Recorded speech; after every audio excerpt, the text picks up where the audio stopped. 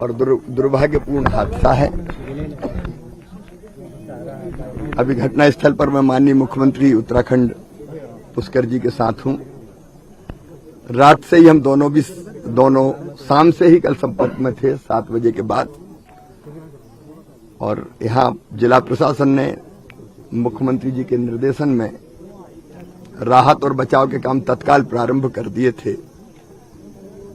अभी मैं रात में लगभग 12 बजे पहुंच गया था देहरादून, जितने जल्दी हो सकता था, लेकिन लगातार पुष्कर जी से बातचीत हो रही थी। मैं आभारी हूं स्थानीय प्रशासन का और निवासियों का भी कि रात में ही पार्थिव शरीर जो यहां नीचे बिखरे हुए थे, रेस्क्यू करके रात में ही निकाल लिए।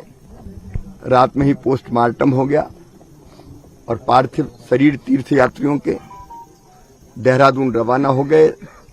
लगभग 10 साढ़े 10 बजे के आसपास वहां पहुंच जाएंगे। वहां एम्बॉर्मिंग जल्दी करा के हमारी कोशिश ये है कि हम उनको ससम्मान घर पहुंचाएं। मेरी रक्षा मंत्री माननीय राजनाथ सिंह जी से चर्चा हुई और हमने आग्रह किया कि बस से बहुत समय लगेगा, गाड़ियों से बहुत समय लगेगा बाय रोड, तो कृपया करके एयरफोर्स का विमान अगर हमें उपलब्ध करा दें तो एयरफोर्स के विमान से हम जल्दी उनको घर पहुंचा पाएंगे। एयरफोर्स का विमान तीर्थयात्रियों के सबको लेने 2 बजे जॉली ग्रांट में होगा। वहां बाकी औपचारिकता पूरी करके एयरफोर्स के विमान से उन सबको खजुराहो एयरपोर्ट हम उतारेंगे और खजुराहो में हमारी गाड़ियां तैयार रहेगी, जहां से उनके गांव, जो वहां से खजुराहो से 1 घंटे के रास्ते पे है, उनके गांव पहुंचाएंगे। और कोशिश ये होगी कि आज ही ससम्मान अंतिम संस्कार कर लिया जाए। रात को कंट्रोल रूम में भी मैं बैठा था, वहां से भी हमारी आपदा प्रबंधन जो रूम है, यहाँ का व्यवस्था है, उसमें भी मैं गया था। अस्पताल हम गए, अस्पताल में ड्राइवर सहित 3 लोग और भर्ती हैं। अभी तीनों स्थिर है। मैक्स अस्पताल में उनका इलाज चल रहा है। हर संभव प्रयास ये कर रहे हैं कि वो बचें और स्वस्थ होके वापस जाएं। ड्राइवर से भी जो चर्चा हुई थी, उस चर्चा के आधार पर ड्राइवर ने तो ये कहा कि स्टीयरिंग फेल हो गया था और इसके कारण पहले उसने बस पहाड़ की तरफ टकराने की कोशिश की, लेकिन वो खाई में गिर गया। अब जो भी दुर्भाग्यपूर्ण घटना है उसके तथ्य बाद में मिलेंगे, लेकिन अभी तो हमारी कोशिश ये है कि हम बाकी यात्रियों को सुरक्षित करें। जो उनके परिजन और उनके साथी जो दूसरी बस में थे वो मेरे साथ हैं, और उनके साथ साथ पार्थिव शरीर गांव पहुंचे। माननीय प्रधानमंत्री जी का और गृह मंत्री जी का भी मैं आभारी हूं। उन्होंने लगातार, प्रधानमंत्री जी ने राहत देने का भी व्यवस्था की है और राहत के कार्यों की खुद निगरानी की है।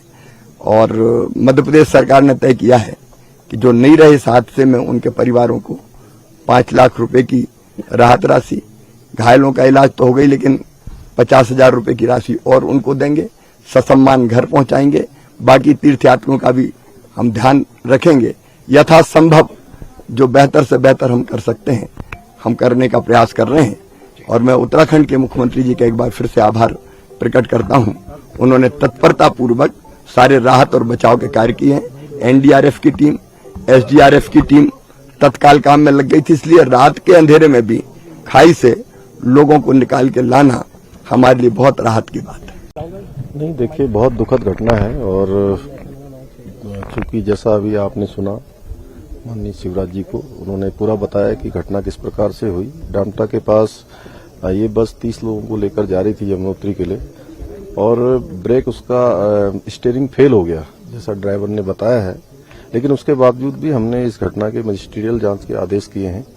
और चूंकि 4 धाम यात्रा में लगातार लोगों की सुरक्षा, लोगों का आवागमन, उनका आना जाना सुरक्षित हो, उनके लिए सुगम हो, सरल हो, उसके लिए हम लगातार रजिस्ट्रेशन की व्यवस्था भी कर रहे हैं। उसके बावजूद भी ये घटना हुई है, बहुत दुखद है। और उस घटना में माननीय प्रधानमंत्री जी ने भी लगातार इसको स्वयं जो है व्यक्तिगत रूप से लिया है, माननीय गृह मंत्री जी ने लिया है, और मध्य प्रदेश के मुख्यमंत्री शिवराज जी ने लगातार इस घटना के बाद से उन्होंने वहां से पहले दूरभाष पर और दूरभाष के बाद सीधे वो जब यहाँ पहुंचे हैं, उन्होंने कंट्रोल रूम में गए, मैक्स हॉस्पिटल में गए, सभी जगह गए और हमारे प्रशासन के लोगों ने भी त्वरित रूप से जितनी कार्रवाई हो सकती थी, बचाव और राहत के जो भी काम हो सकते थे, एनडीआरएफ, एसडीआरएफ, सभी लोगों ने, जिला प्रशासन के लोगों ने लगातार कार्रवाई की। अभी तो हमारा एक सीधे ये है कि अभी उनके पार्थिव शरीर उनके घरों तक पहुंच जाए, उसके लिए हम लोग कोशिश कर रहे हैं कि जल्दी से जल्दी जौलीग्रांट एयरपोर्ट पर सारी औपचारिकताएं जो भी हैं वो जल्दी से जल्दी पूरी करवा के उनके घरों तक भेजें।